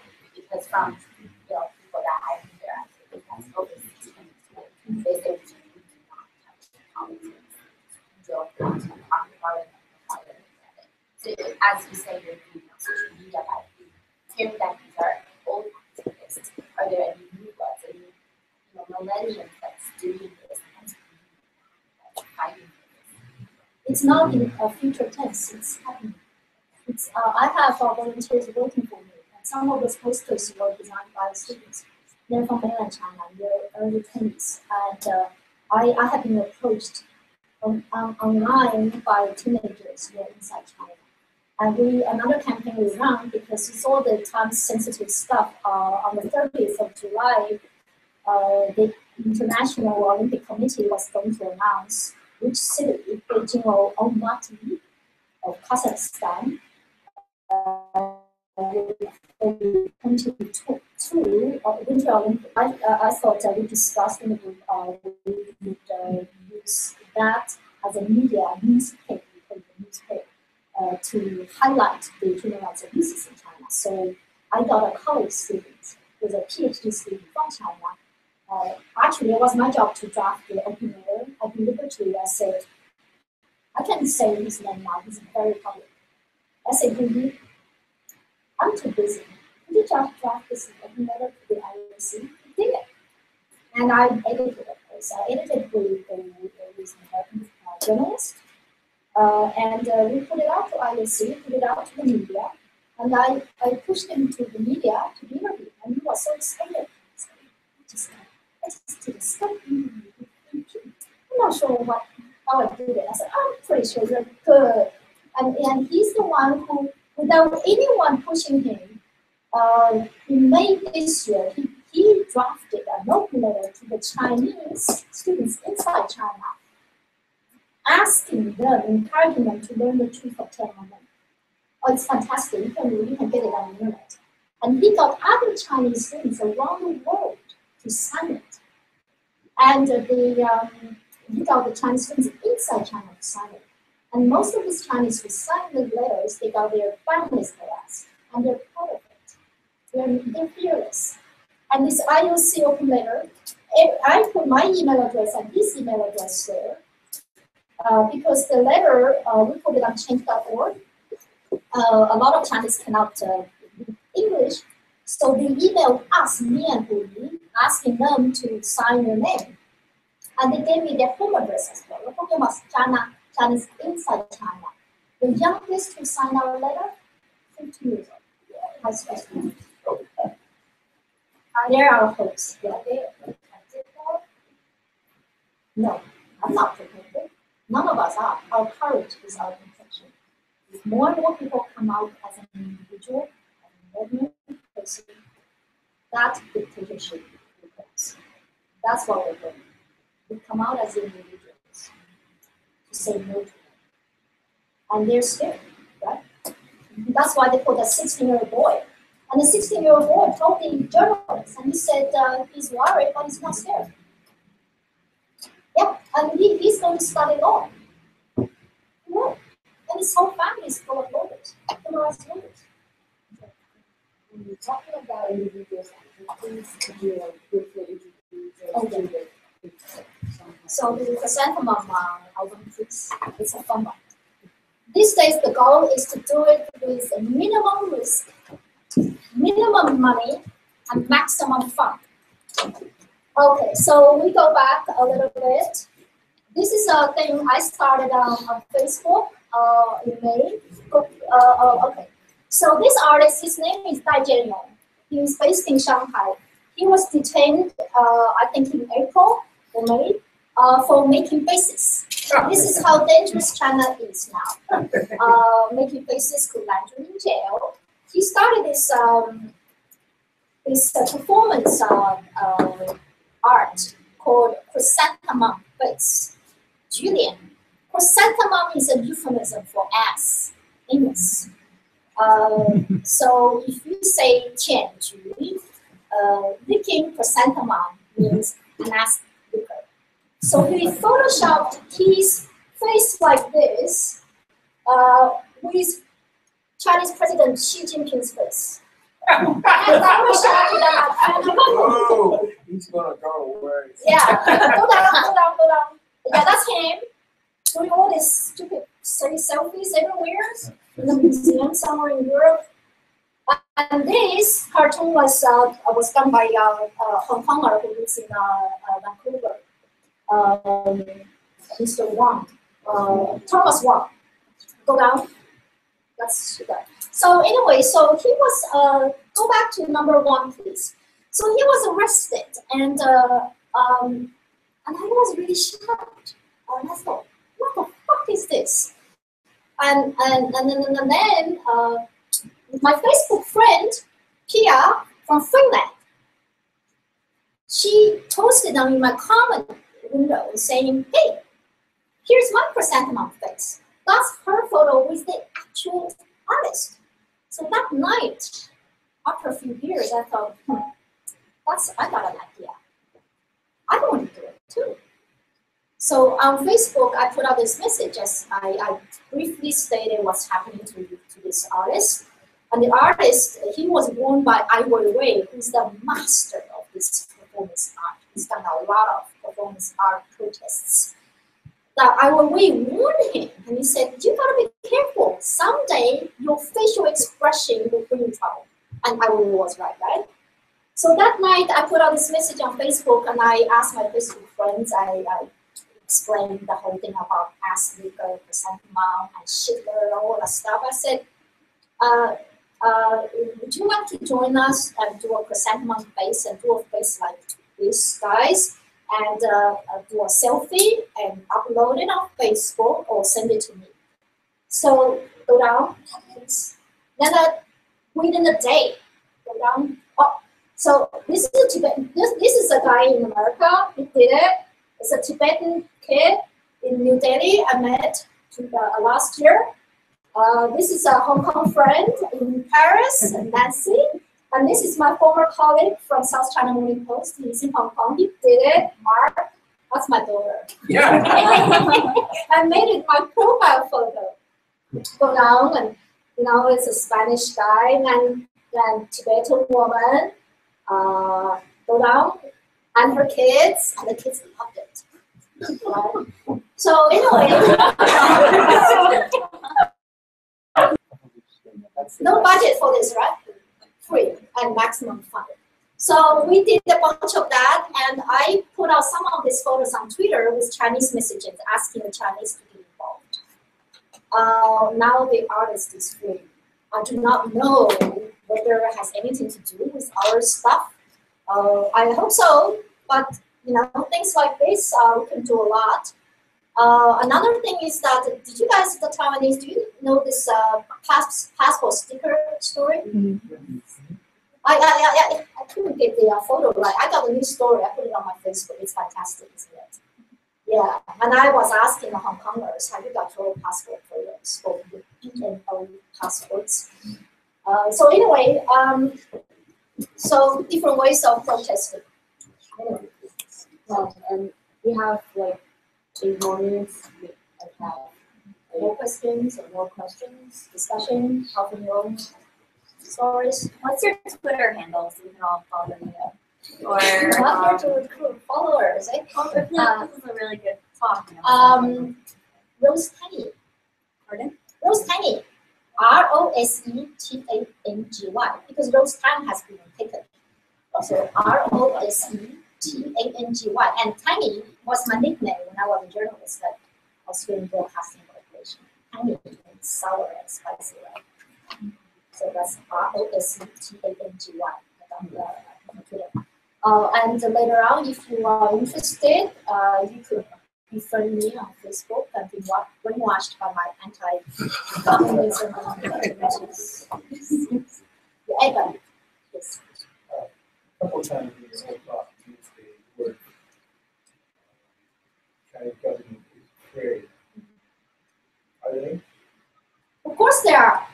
When you think about when they put a 16-year-old boy under house arrest for doing nothing, who's the one who's my feeling is that being that I'm a 60s radical. Wow! I'm a dinosaur. I've been chased by the FBI, I've been chased by the CIA, I've been UN signers. I was heavy into the anti-Vietnamese thing. Oh, right. And we didn't have we had what gave us momentum was so many of us were getting killed in the war, at least 100 a week. That gave us tremendous momentum to fight back. But in today's world, they suffocate the media and keep everything far away from the American public. So there's nothing, but there's something brewing. And I've been studying China's financial thing for a long time, and I'm watching it explode, and I'm wondering if something really big is going to blow up soon. But it's already blowing up in Tianjin first. Seriously, the thing about that Tianjin explosion? Yeah. It's symbolic too. It happened exactly on the 1,000 day of shivers. Yeah, that was that. You know, I teach. Unfortunately. Most of my students are Chinese, either mainland China or Taiwan, in school district, almost 90%. And for 5 years, I've been watching them do cartoons and make, animations. I had no idea until I came here tonight all the backstory of China. Because they just are so polite, quiet, do their work, and me. You mean the Chinese? Yeah, I don't You get. let me. Am I polite? I know. But I really learned something because I learned a lot. I saw behind their face in a way that I've never seen. I'm really impressed with the courage of so many Chinese. And I say that as an American because I don't have that information. And thank you for inspiring us. I was hugely, in 1989, I was hugely inspired by you. Unfortunately, 10 years ago when I came here, I thought, what is this country? I came here too late, at least 40 years late. America's lost. I'm depressed. Yeah, it's not like love in the air, it's fear and bullshit.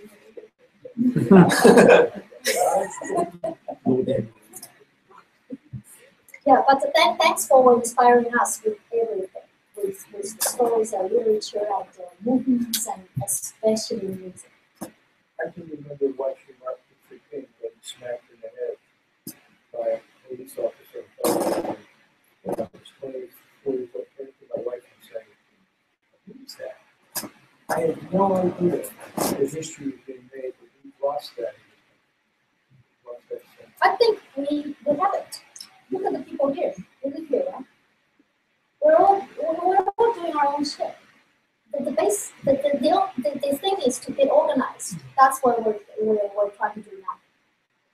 Using the internet and everything and public Philo and things like this. Don't you think you do have to pay attention to the internet because the internet is just like almost this parallel reality that's getting more and more population.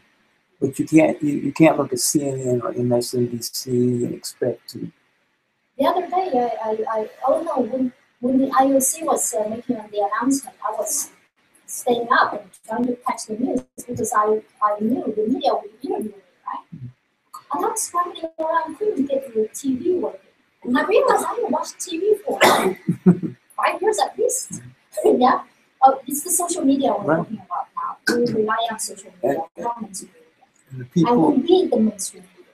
The people who are depending, still an impressive number of people that are paying attention to. I got a lot of retirees from Florida on my list. But I'm talking about still an impressive number of people who are following the mainstream media. But my guess is that population is decreasing. Yes. And while what you're talking about is increasing around the world. You mean the population of social media? Social media is increasing. It's inevitable. Right. It's inevitable. You cannot stop it. The Chinese government tries very hard to stop it, block it, to do whatever stuff, and they even send police officers to the major internet companies. We're talking about stationed in their offices. They even send the police to the Securities Commission and the Stock Exchange. They think they can just use the police and military force to control the stock market and to control the internet. Come on, get out of here! The bunch of rude. I don't want to say parents because it's they're thugs. They're a bunch of hooligans who know shit. They are so out of touch. They think they still control everything with money and the military force. I mean, even look at the IOC votes. It's really telling. I was really angry. So, oh my God, they're pulled out. But when you look at the votes, Beijing only won by 4 votes. Compared with Kazakhstan, and IOC is so corrupt. But the IOC members, 44 of them voted. Some abstained. And 40 of them voted for Kazakhstan. We know who it is.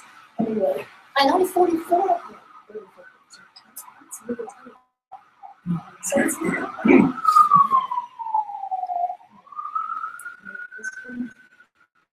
Just quickly, I guess change in China. Do you see it happening internally, or from like external forces, or different countries putting pressure on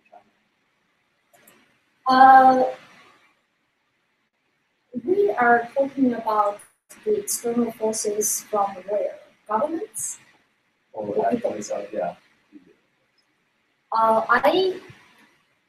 I'm one of these people who are branded as part of the overseas enemy forces.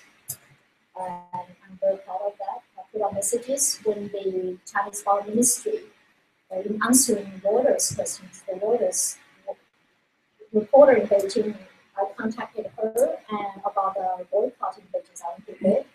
And then she interviewed us, right, and a bunch of others, and Tibetans as well. And then she asked Foreign Ministry to respond to the boycott of the Beijing Olympics. And the Foreign Ministry spokesman wrote back saying, these people have an ulterior motives. Blah, blah, blah. You know, they basically branding us the enemy in their forces overseas, right? And I put out a message on Twitter. I said, I'm very proud to be a member of the enemy forces overseas. My ulterior motive, my very particular motive is to overthrow the communist dictatorship. And I see my enemies, I see any dictators and tyranny as my enemies. And my goal is to bring human rights, democracy, and freedoms to China, Tibet, blah, blah, blah, right? And these days, that's why I was talking about how we organize these protests and international support for the detained human rights lawyers. And it's kind of random. Because I know now it's not random. Because people like all of us here are sharing the same things, same ideas. We want the same things.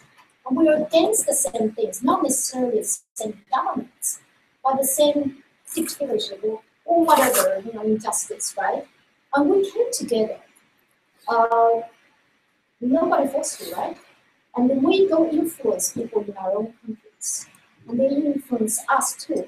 And here I'd like to read out a message last night. I did not tell this guy in our group I came out because I didn't want to sound too boastful. But we're just chatting in the group, and he put out this message saying he was thanking those guys who showed up outside the Chinese embassy in DC yesterday, protesting for the human rights lawyers, right? And this guy in China, he wrote on Twitter saying, "Thank you, the activists outside." 谢谢外面的群众者。To overthrow an evil dictatorship needs the efforts from the whole world. 推翻一个邪恶的政权需要全世界的努力。Let the whole world know clearly the truth of this evil Chinese communist government. Letting the whole world know the true evil face of the Chinese communist regime is very necessary. 让全世界都能认清中国邪恶的真相，并正确面对，很有必要。Without the support and action from overseas, the environment inside China will worsen. 就是说，如果缺少国外行动的支持和呼声，国内的环境会更恶劣。This is my statement. And this can be taken as for commemorating Tiananmen, for supporting the lawyers, blah, blah, blah. And it's just an individual I've never met. It's on Twitter. Every day I get such messages. And I see that before I was really depressed, I would commit suicide, but I just got quit. How do you become an artist? How to become a housewife? Do some housework. Analyze how to cook the best meals or whatever. Become a rapper. Yeah, then I met you guys, you know. And this is the thing. I met him, and I met her through him because I went there to see your jazz. And I met you through artist students and professors from university. So you're from Misty, right? Yeah? Yeah. Misty? There's a Misty student here, an art student, but anyway. So it all seems really random, but it's not. It's not. I'm not religious about this, but it's from my personal experience. Nothing is random. I call it cosmic choreography. That would be the name of our band.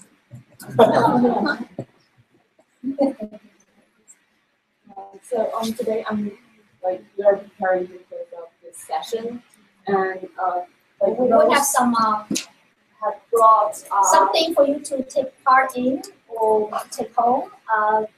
It's printed by Chinese human rights lawyer concern group, which is an NGO in Hong Kong. It's in our group, organizing publicity and media campaign. And you're welcome to take this back home and spread them around. You can So take pass them picture around. with it. This is a campaign they started. I didn't start it. Let's take a photo. If you scroll down, we'll see the photos of their action. They even had, we got more?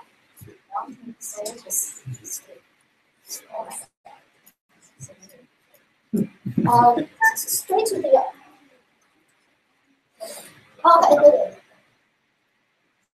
that's me doing the gesture and photos. This is, I learned from Cuban pro-democracy activists, L for Liberation Liberty.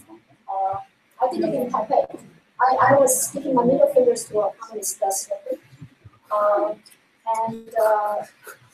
We'll go down more. So this campaign is, you hold this thing, having a photo taken or taking a selfie, and upload it on social media.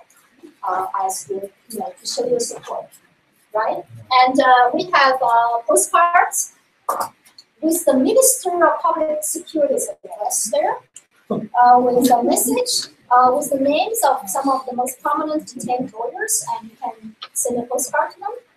You don't have to write your real name or real address. Just put a stamp. It's pretty cheap, right? How much do you pay for a postcard? Postcard for $1. There you go. Spend $1 to overthrow the Chinese Communist Party. So you're welcome to take them. If you could pass them along, please. Yeah. And if you need them to be printed, I can email you. I have my name cards here. You can grab. With my blog address and whatever necessary stuff. I have these cards. My email address and blog, Facebook and Twitter handle are all on these name cards. And this is one of my watercolors. I hardly do any painting. I've been too busy working with the Chinese Communist Party. So. These are the books. You can take a photo, but I'm sorry you can't take the copy because I use it to take it around. These books were written by a teacher who was in Tiananmen Square that night. He's based in Los Angeles. Since then, he becomes big historian recording Tiananmen massacre. And one book is all about the troops, PLA troops. And he tracked down the names too. He tracked down names even with typewriters. He's amazing, this guy. He spent all his money, and I donate money to him. You're welcome to donate to these people and other organizations if you want to contact me. We set up a special fund for the detained human rights lawyers.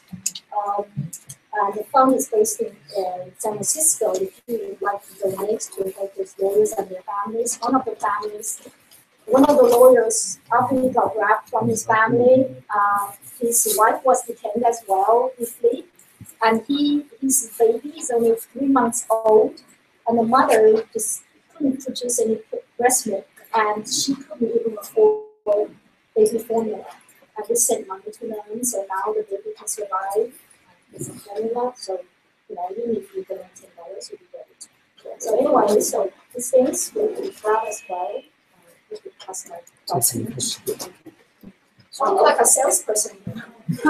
And also, just to mention, recently in Tibet, one of the Lama Dazen Galag was now he died in prison in Sichuan after 13 years. He was sentenced to life. He died mysteriously. I'm pretty sure he was tortured to death. Yeah. He died the same weekend as the lawyers were detained. Yes, at the same time. So the protest of the lawyer and the protest of supporting Clinton's flag is happening on DC at that particular last month. Protest of DC. Yeah. All around the world, they stormed the embassies and they stormed the consulate. And thanks for wearing a very beautiful chupa. It's called chupa. See how beautiful she is? Well, you're already beautiful, but this makes you more beautiful. This is also part of my campaign. I set up this public Facebook page called Rebel Fashion with a Cause, encouraging people to wear Tibetan clothes and accessories to raise their awareness of Tibet. Because I think for me as Chinese, to do this is very important because I really see Tibet is one of China's economies. And it's for me, I feel like a German person coming out to speak out for the Jews, right? Not very great comparison here.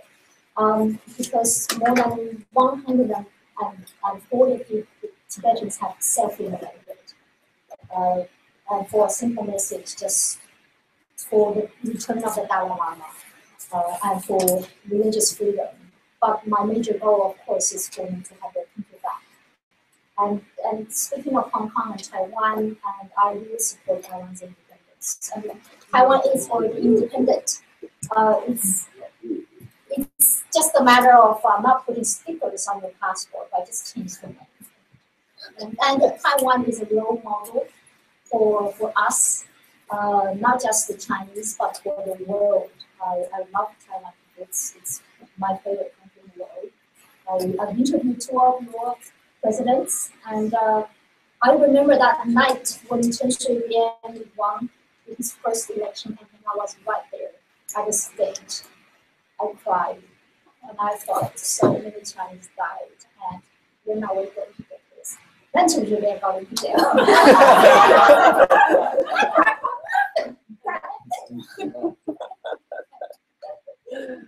Hong Kong is more complicated, and in the future, I really want to see Hong Kong as an independent state. My goal, really, I think, they asked me if you want to see China falling apart after the Chinese Communist Party collapses or before. I think what would be great is for people to. That's why I support localism. We work on our own stuff, and then we unite. Then we learn from each other as well. But I really respect people like even New Yorkers say, "I'm not an American. I'm a New Yorker." It's just whatever ways. The most important is to have your freedom, your human rights.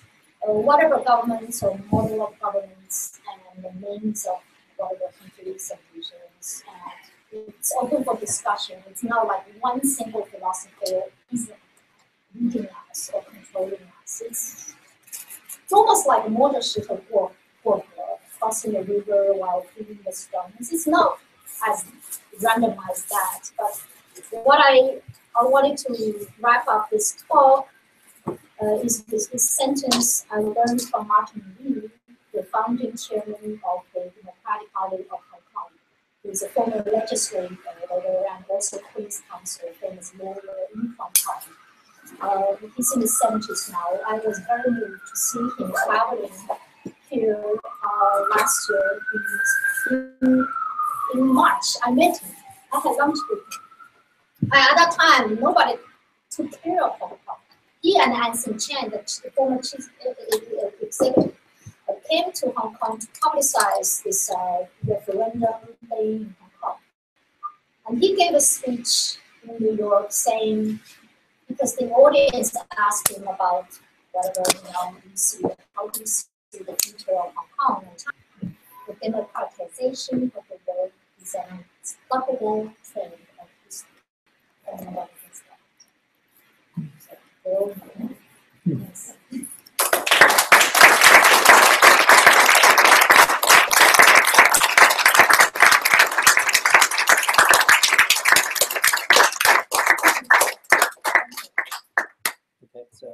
So we don't have time now.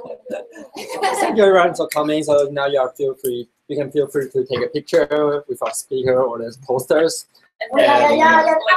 Being a part of the protest or part of activities.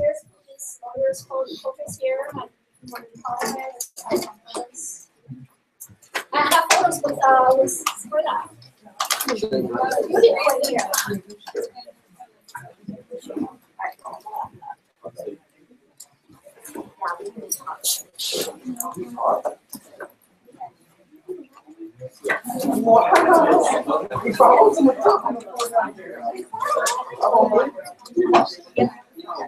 Oh yeah, I thought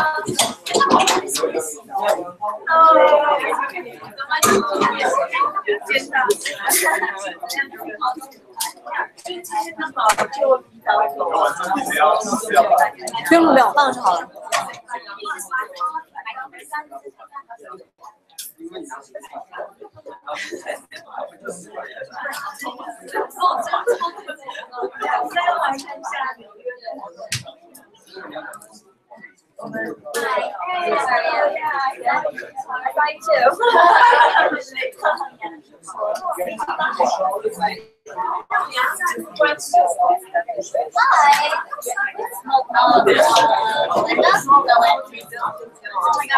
Storyteller, that's it.